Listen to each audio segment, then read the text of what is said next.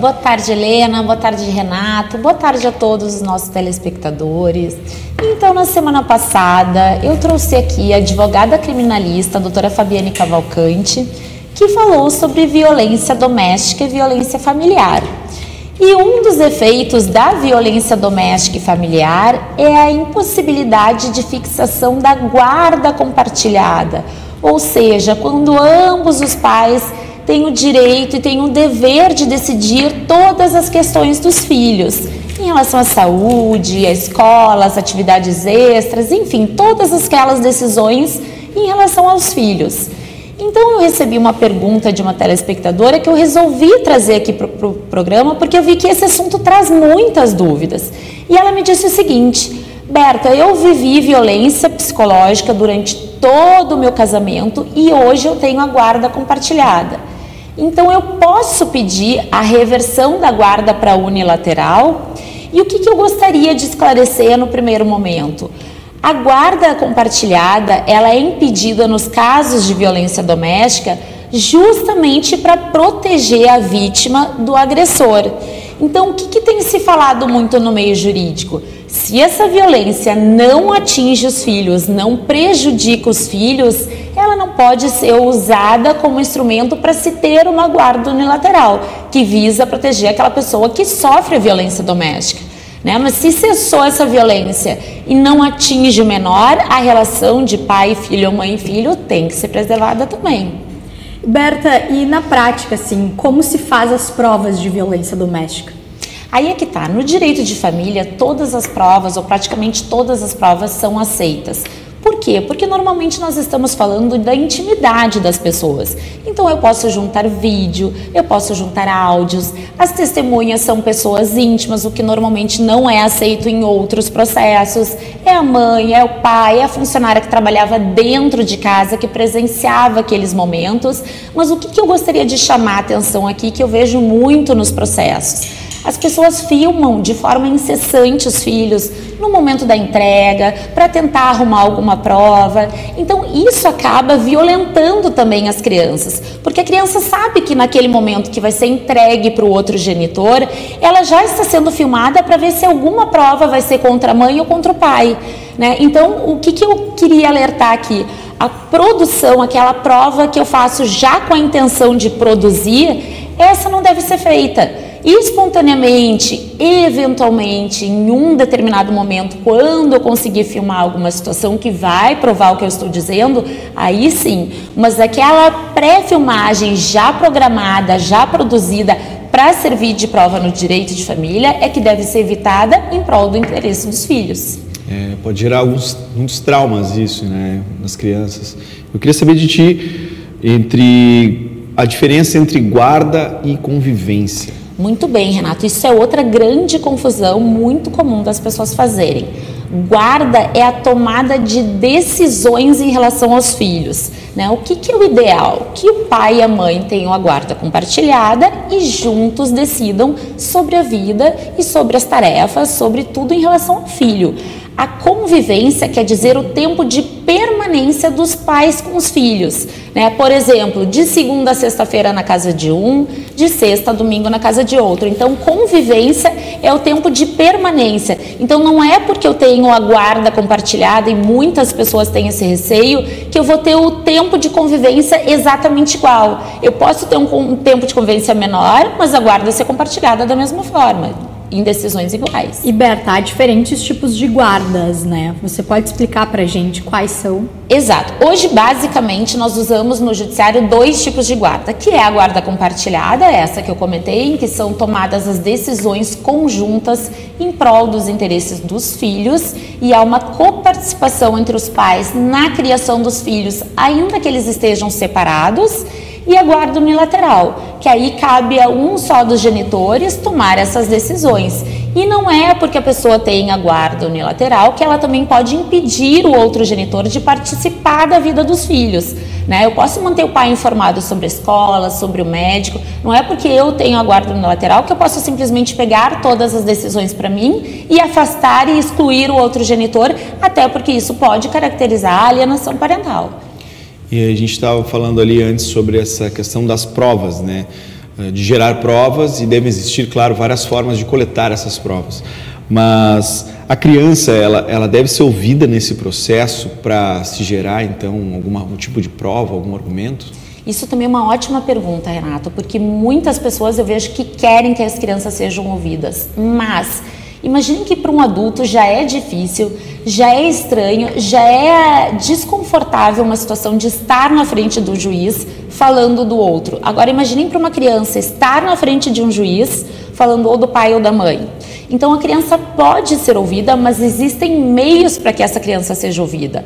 Normalmente elas são ouvidas e são avaliadas em avaliações psicológicas ou sociais. Ou seja, vem uma pessoa profissional, técnica, com uma referência já em um programa pronto para ouvir a criança, né, que seja de uma forma totalmente técnica, e aí sim a criança vai ser ouvida por quem tem expertise nisso, e não colocar a criança em audiência junto com o juiz em que estão brigando pai e mãe. Aí esse psicólogo vai gerar um relatório a respeito do comportamento daquela criança. E aí uma curiosidade, porque normalmente só se falam em ouvir crianças maiores que já se comunicam, mas muitos psicólogos defendem que as crianças que não falam de tenra idade também sejam ouvidas, porque é possível observar o comportamento dessa criança com o pai e com a mãe. Então ali é possível perceber os laços de afeto, os laços de segurança, a interação que a criança tem, toda a linguagem corporal dessa criança com o genitor, para aí sim se apurar naquele núcleo familiar quem é que tem melhores condições de exercer a guarda unilateral ou se essa criança tem condições de ter uma guarda compartilhada. Antes a gente comentou sobre não ser recomendado ficar filmando, expondo a criança, né, quando está com o pai, com a mãe.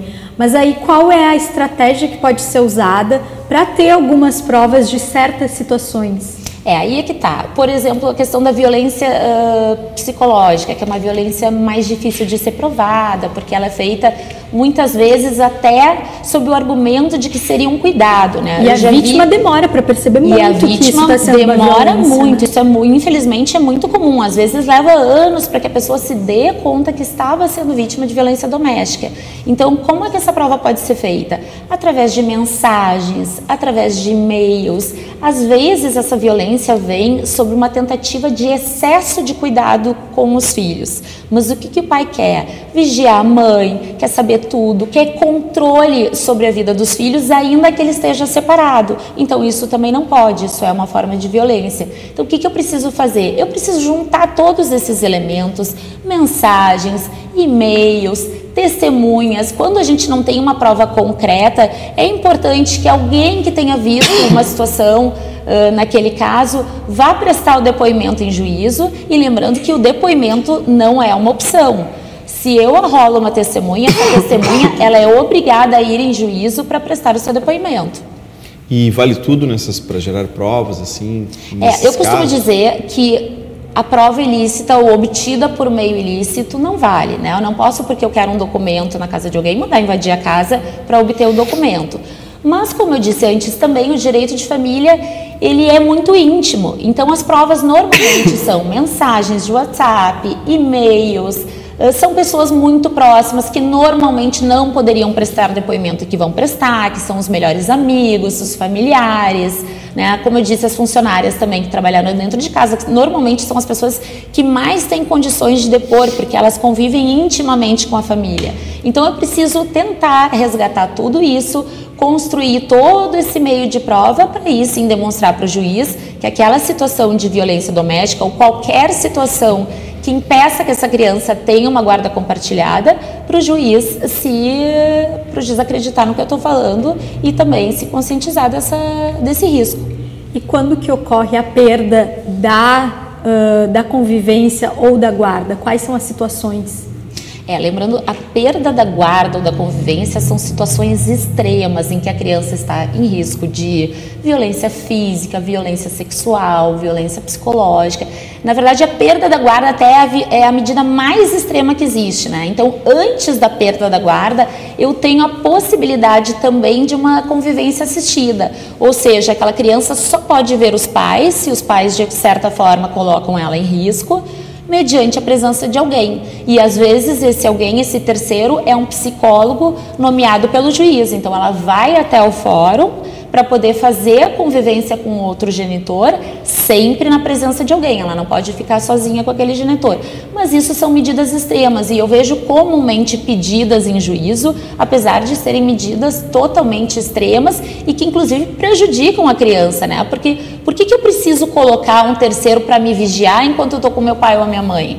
Né? Então isso gera também uma situação para a criança que tem que ser relevada no momento das decisões. Isso é a medida mais extrema que existe. Existe de fato um risco, porque se não existe, eu considero aí uma medida de extrema que não precisa ser tomado em casos um pouco mais leves. Lembrando que muitos psicólogos falam inclusive que é normal os desentendimentos familiares num processo de divórcio. O que não pode é atingir ou fazer mal aos filhos. Uma dúvida que eu tenho há bastante tempo é sobre se essa perda de guarda, ela pode ser em algum momento revertida. Pode. O que acontece? Se eu perdi a guarda, por exemplo, porque eu sou alcoólatra e eu ponho a criança em risco em algum momento, se cessar essa condição de alcoolismo, eu posso pedir novamente, ou qualquer outra situação que termine e acabe, aí eu posso ir em juízo, requerer novamente que eu tenha a guarda dos filhos. Essas situações de família de guarda, alimentos, normalmente elas não são decisões definitivas, elas podem ser revistas a qualquer tempo, desde que haja algum fundamento para uma nova decisão. O que eu não posso é ficar reiteradamente pedindo sobre o mesmo argumento, né? Mas se cessou aquela situação que fez com que eu perdesse a guarda ou que eu tivesse judicialmente determinado uma convivência assistida, aí eu posso sim voltar a juízo para requerer que cesse essa condição. Berta, muitíssimo obrigada, é sempre muito bom te ter aqui esclarecendo essas dúvidas sobre direito de família com a gente no Mosaico RS. Muito obrigada, Berta. Muito obrigada, eu que agradeço e até semana que vem. Até!